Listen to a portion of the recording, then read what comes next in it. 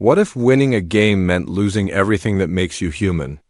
What if survival wasn't victory at all, but just another kind of death?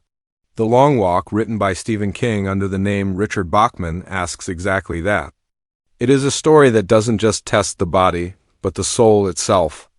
And when the final page turns, we're left with a chilling truth in this brutal contest. No one really wins. The story begins with an idea that seems simple on the surface. 100 teenage boys sign up for a walking competition. At first, it doesn't sound too bad. Just keep moving.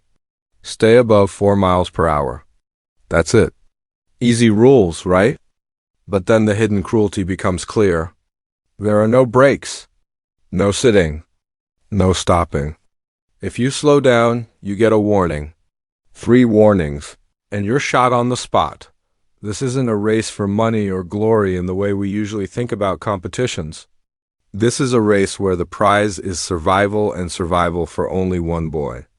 Everyone else must die. The military enforces it with cold precision, guns ready to strike down anyone who falters. There's no safety net, no second chances, and no way out once the walk begins. The boys don't enter the long walk by accident. Some are driven by pride, others by rebellion, and some by the faint hope of fame or riches. The winner supposedly receives anything he wants for the rest of his life. That promise of ultimate reward is dangled like a carrot, but in truth it's just bait. The real spectacle is in the suffering, the way the crowd watches like it's entertainment. This is not a sport. This is state-sanctioned cruelty packaged as entertainment for the masses. The world Stephen King builds is terrifying not because it's full of monsters, but because it's full of people who see death as a show. Families come to cheer, fans line the roads, and the entire country tunes in like it's a festival.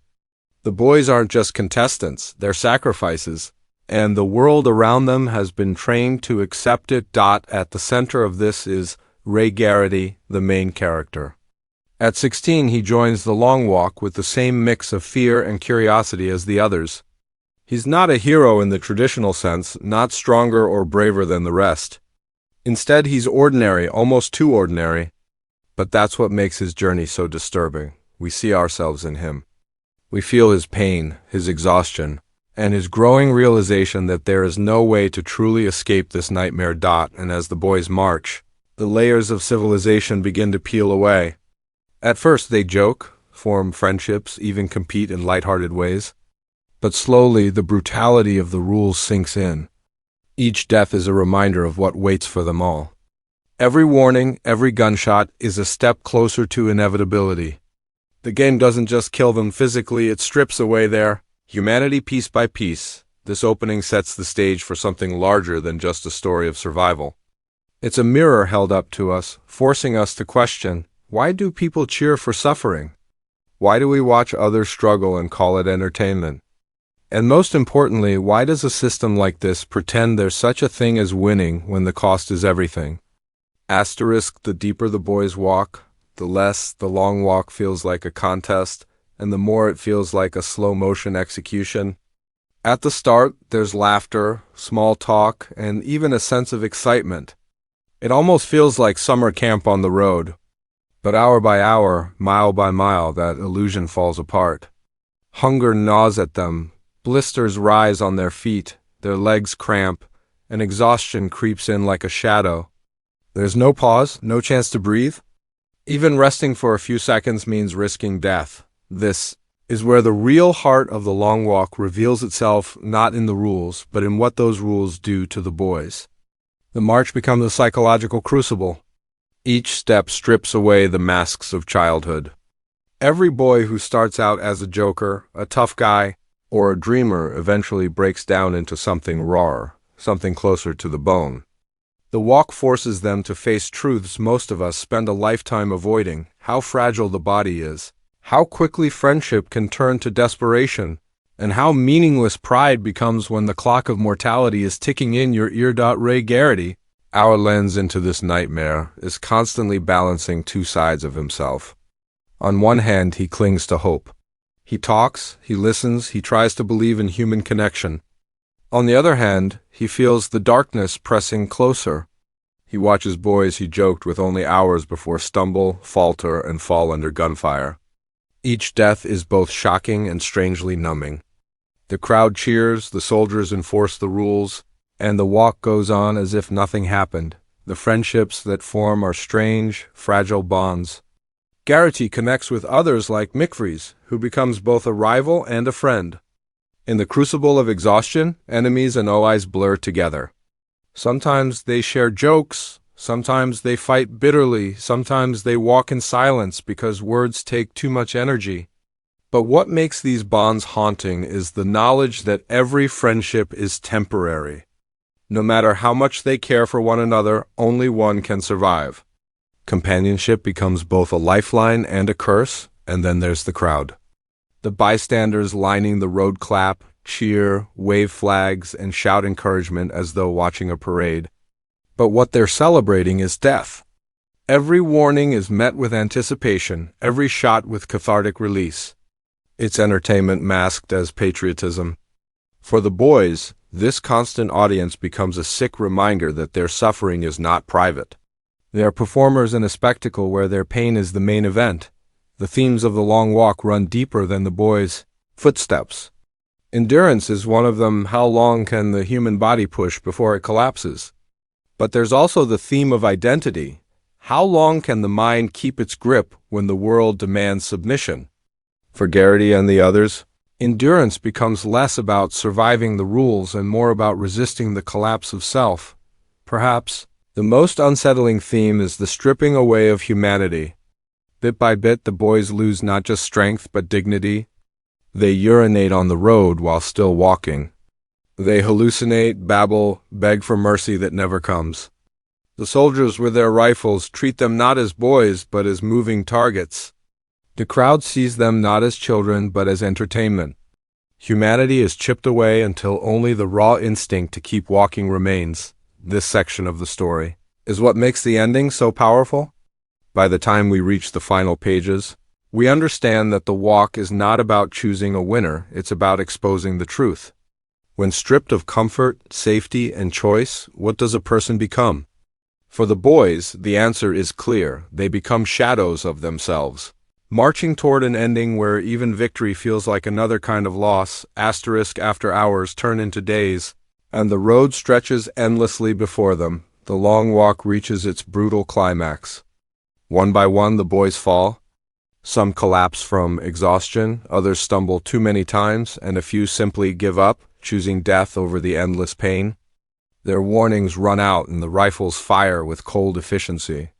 What began as a crowd-pleasing spectacle is now a procession of ghosts, with the handful of survivors dragging their bodies toward a finish line that doesn't truly exist. Ray Garraty keeps going. His feet are shredded, his mind is unraveling, and his body is working on instinct alone. He's barely aware of his surroundings anymore. The boys who once walked beside him, laughing and talking, are gone. Mikvries, his closest companion and rival, is gone too, leaving Garraty utterly alone on the endless road. The silence that follows is not victory. It's emptiness. When the last boy finally collapses, Garraty is declared the winner. The soldiers who have marched in silence beside him turn their guns away. The rules are clear. He has outlasted 99 others. He is the champion. He has won the prize of anything he wants for the rest of his life. But in this moment there is no celebration, no joy, no sense of triumph. Garraty is too far gone to even recognize what has happened. His mind is broken by the endless march, his body hollowed out by exhaustion, and his spirit crushed by the knowledge of what he's lost. The ending takes a surreal, haunting turn. Garraty doesn't stop walking. He can't. He sees a figure up ahead on the road, someone or something waiting for him in the distance. Maybe it's another marcher. Maybe it's death itself. Maybe it's just a hallucination conjured by a brain that has pushed past its limits. But to Garraty, none of that matters. He feels drawn to it, compelled to keep moving forward. The soldiers shout for him to stop, but he doesn't hear. Or maybe he does and simply doesn't care. He pushes past his failing body, past the last fragments of his mind, and keeps going. His legs move not because he wants them to, but because they no longer know how to stop. The final image we're left with is Garraty reaching out his hand toward that figure ahead, stumbling forward into the unknown. And then nothing. The story ends. It's an ending that refuses to give us closure. We never see Garraty claim his prize, never see him go home, never see the world react to the so-called victor. Because that's the point. There is no true victory here. Garraty may have won by the rules, but he has lost in every other way. His body is ruined. His mind is shattered. His humanity is gone. He is alive, yes, but the person who began the long walk has died somewhere along the road. This deliberate ambiguity is what makes the ending so powerful and so haunting. Did Garraty die at that moment, walking toward the shadowy figure? Did he transcend into something beyond life, carried forward by sheer willpower? Or did he truly survive, destined to live out his prize in a world that already feels meaningless? The answer is left to us, and none of the answers are comforting. The final walk into the unknown captures the entire spirit of the story, that winning isn't real when the system itself is built on cruelty. Garraty doesn't win a future. He doesn't win peace. He doesn't even win rest. All he wins is the chance to keep walking endlessly toward something he can never truly reach, and that's the tragedy of the long walk. The ending isn't about triumph, it's about futility. It's about how survival in a game designed for death is just another kind of punishment. Asterisk on the surface, the long walk crowns a champion. Out of 100 boys, only Ray Garraty remains standing. The soldiers step aside, the crowd cheers, and the system declares him the victor. But the deeper you look, the clearer it becomes. There is no true victory here. The ending leaves us with the haunting truth that in this contest everyone loses. First, think about the physical cost. 99 boys lie dead, their bodies abandoned along the road, shot without mercy. They gave everything, their youth, their strength, their lives, for nothing more than spectacle. Garraty survives, yes, but what does he survive as? His body is ruined beyond repair. Every muscle, every nerve, every bone has been pushed past the point of healing. Even if he lives another day, that body will never truly recover. His victory is a shell, hollowed out by exhaustion and pain. Then there's the psychological cost. The long walk doesn't just kill bodies, it breaks minds. Garraty's thoughts are fragmented, his perception blurred between hallucination and reality. The figure he sees at the end may not even exist, which means he isn't stepping into triumph, but into madness. And even if he does go on to live with his prize of anything he wants, how could he enjoy it? He has seen every one of his companions die, often in brutal, unforgettable ways. He carries their screams, their faces, their suffering inside him. That is not a reward.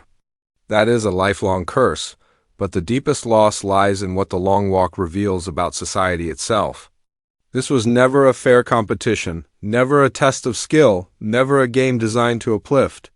It was designed to destroy. From the very beginning, the system ensured that there would be no true winner-only survivors who were broken beyond recognition. The prize is an illusion, a distraction to justify cruelty.